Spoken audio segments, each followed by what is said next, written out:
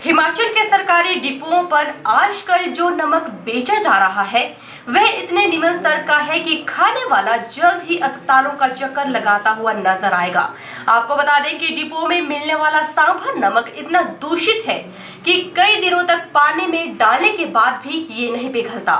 इसी तरह का एक प्रशिक्षण किया सराज घाटी के लोगों ने। स्थानीय लोगों ने पाया कि अगर जैसे तैसे नमक पिघला भी दिया जाए तो बर्तन की तली में गंदगी और रेत सहज ही देखी जा सकती है। क्या है पूरी कहानी, आइए आपको बताते हैं। आपको बता दें कि हिमाचल खाद्य एवं आपूर्ति विभाग द्वारा निम्न स्तरीय खाद्य नमक उपभोक्ताओं को बेचा जा रहा है, जिसमें नमक के नाम पर एक ऐसा नमक बेचा जा रहा है जिसमें नमक के नाम पर रेत और कई अघुलनशील पदार्थ पाए गए हैं। 3 दिनों तक पानी में रखने पर भी नमक नहीं घुलता और खाने में प्रयुक्त करने पर पूरी सब्जी या दाल को बर्बाद कर रहा है। अगर नमक को चम्मच से काफी देर तक घोला जाए तो उस घुले हुए पानी में गंदगी और रेत साफ नजर आ रही है। ऐसे में हिमाचल सरकार द्वारा डिपुओं में बेचे जा रहे नमक से क्या क्या बीमारियां पनप रही है, इसका अंदाजा सहज ही लगाया जा सकता है। गौरतलब है कि यह नमक सांभर आयोडाइज्ड नमक के नाम से पूरे हिमाचल के सरकारी डिपुओं में बेचा जा रहा है। जाहिर है कि डिपुओं पर बेचे जाने वाली वस्तुओं पर सरकार का कोई नियंत्रण नजर नहीं आ रहा है। डिपुओं पर ऐसा नमक बेचना सरासर विभाग और सरकार की लापरवाही दर्शाता है, क्योंकि अगर सरकार ही इतनी घटिया स्तर की वस्तुएं लोगों को बेच रही हैं तो अन्य दुकानों की स्थिति क्या हो सकती है। शुरू में लोगों ने महसूस किया कि हर रोज खाने में किरकिरी आती है, तो लोगों ने अपने हर मसाले तथा दाल सब्जियों को बहुत अच्छी तरह साफ करके बनाया, मगर फिर भी स्थिति यथावत बनी रही। एक गृहिणी निर्मला ने नमक को चेक करने का फैसला किया। उसने पानी में नमक घोलने की कोशिश की, मगर 4 दिन नमक पानी में रहने के बाद भी नहीं घुला, जिसका उसे आश्चर्य हुआ। उसने 1 चम्मच नमक को पानी में जैसे तैसे घोला। नतीजा देखकर वह दंग रह गई, क्योंकि पानी की सतह पर गंदगी और सफेद रेत के कण साफ देखे जा सकते थे, जिसे देखकर वो सकते में आ गई कि आखिर इतने दिनों तक हम कितना दूषित नमक खाते रहे, जो सरासर बीमारियों को दावत देने वाली बात थी। हम सांभर नमक यूज कर रहे हैं, तब से हमारे जो खाने में बहुत सी चरचराहट आ रही है। मैंने दाल चावल और मसाले भी अच्छी तरह से छांटे, उसके बावजूद भी जो चरचराहट है खत्म नहीं हो रही थी। तो फिर मुझे आइडिया आया कि नमक चेक किया जाए। मैंने 1 कटोरी पानी में जो है नमक डाला और उसमें बहुत से रेत के कण निकले और साथ में वो पानी भी मटमैला सा हो गया। ये तो हमारे स्वास्थ्य के साथ खिलवाड़ है।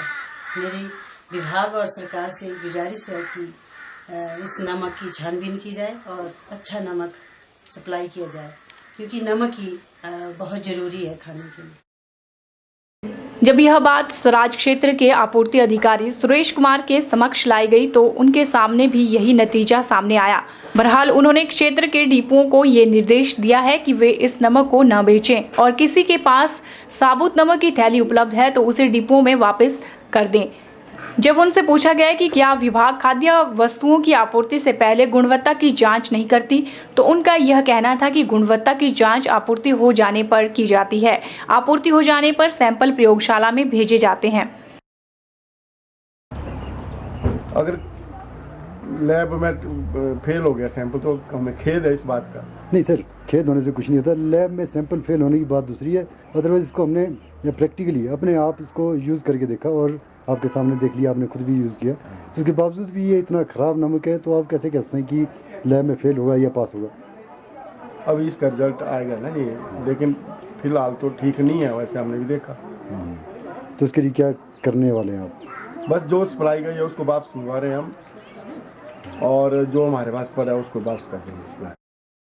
लोगों के साथ साथ सराज के विधायक जयराम ठाकुर ने भी सरकार की विश्वसनीयता पर प्रश्न चिन्ह लगा दिया है और मांग की है कि दोषियों के विरुद्ध कार्रवाई की जाए, और इस बात पर भी कड़ा संज्ञान लेते हुए कहा कि सरकार और विभाग को लोगों के स्वास्थ्य के साथ खिलवाड़ करने की इजाजत नहीं दी जाएगी।